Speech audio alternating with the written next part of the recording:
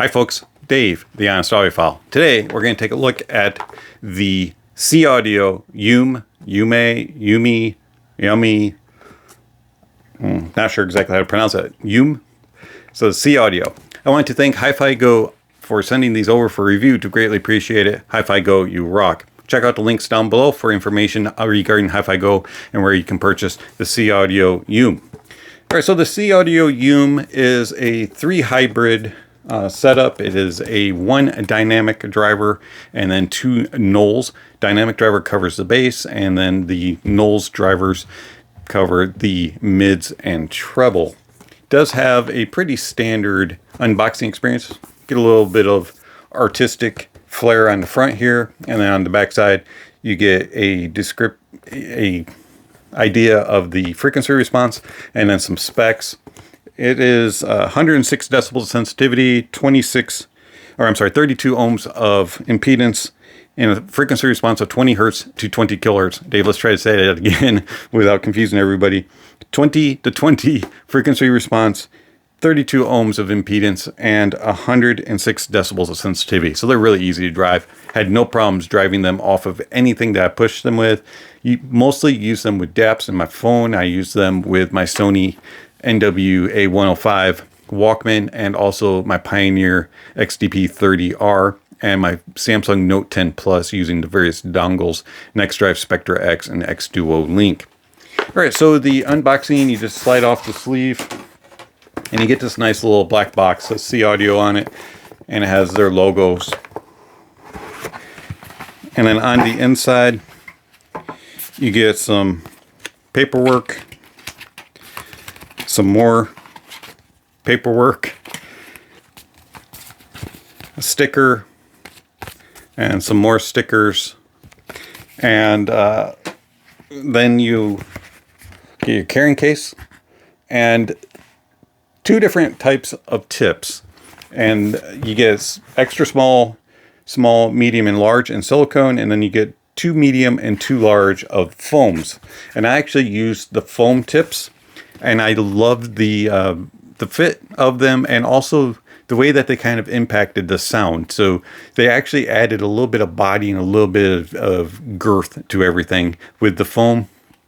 And I just found them to be a little bit more enjoyable overall sound signature with the foams. Silicones were fine. Also, I did enjoy that. But excuse me, I just found that they sounded a little bit thin sounding with the silicones. So I preferred to use the medium foams. All right, you do get a carrying case, has their logo on it. Feels like hard plastic, might be metal, not sure. It's not really cold like metal, it feels more like plastic, but it's a nice durable feel.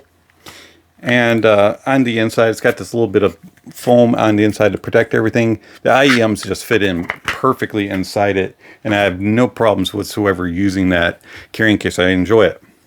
The cable just untangles easily, has no problems whatsoever, and as I say that, we get them tangled up. But normally, it's a very well-behaved cable if you put your IEMs away properly, which apparently I did not. All right, so anyways, cable. Cable is very nice. So it's 3.5, and it's just this rubber, nice and soft, and just behaves extremely well.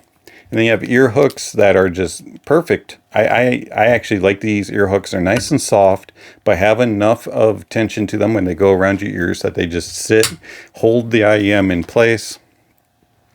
And then speaking of the IEMs, they're actually really cool looking. So they got this green with a sparkly look. They have this little weird wingtip because they are kind of a custom universal. And I find that it actually is very well built. When I first got them, I found them to be a little bit uncomfortable. But as I started using them on a daily basis and just really getting to know the Yume, I really did start to enjoy the feel of them, and I could wear them for hours on end. They're super light, and they just disappear in the ears. Let's take one of the tips off here. And you can just kind of see they have a nice angle to them, and they have a fairly decent sized nozzle. Here's the foam tips that I used. And they just pop right on. Had no problems whatsoever with them falling off or anything of the sort.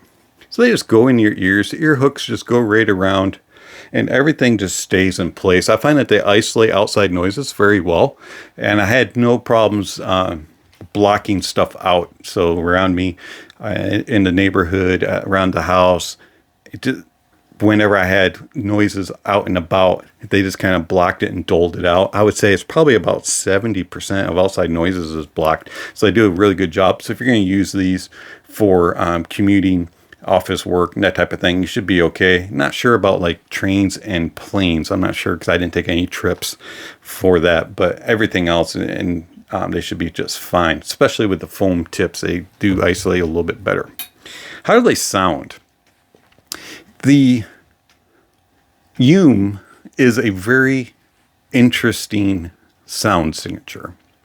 And a lot of times, you know, at the price point of $170 like these come in at, you're expecting some really good details and really good resolution, and you're expecting a overall presentation that is more on the level of next level up versus budget. And so you're expecting more.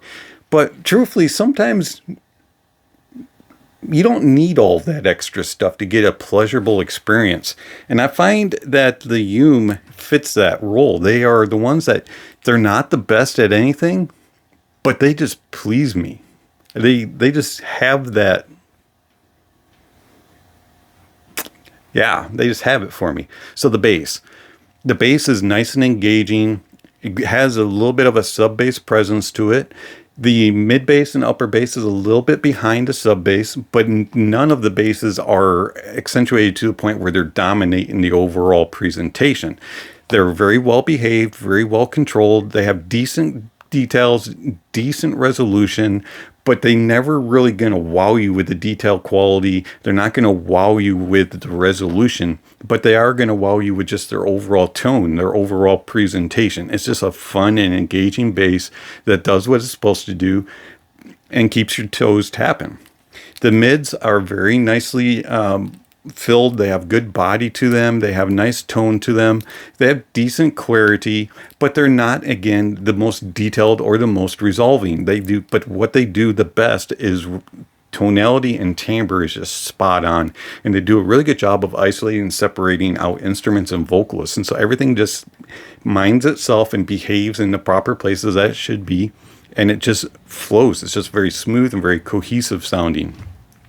And then the treble is extended slightly, does roll off towards the upper end. So you do lose a little bit of air and sparkle, but it still has a nice presence to it, but it's so well controlled and maintained. You don't go into sibilance mode and sharpness mode, and you don't go into harsh mood. It's just a very smooth and enjoyable experience. And overall, I just find that the overall presentation of the SeeAudio Yume is it's like the day that you're sitting at home, maybe it's late at night, early in the morning on a Saturday or a Sunday, and you're just sitting on your couch, you're kind of bored, you don't have anything to do, or maybe you're still tired and you're trying to drink you have to drink your coffee to wake up, and you're just flipping through the channels on the TV and you come across one of those info commercials, and for whatever bizarre reason, the info commercial just attracts you.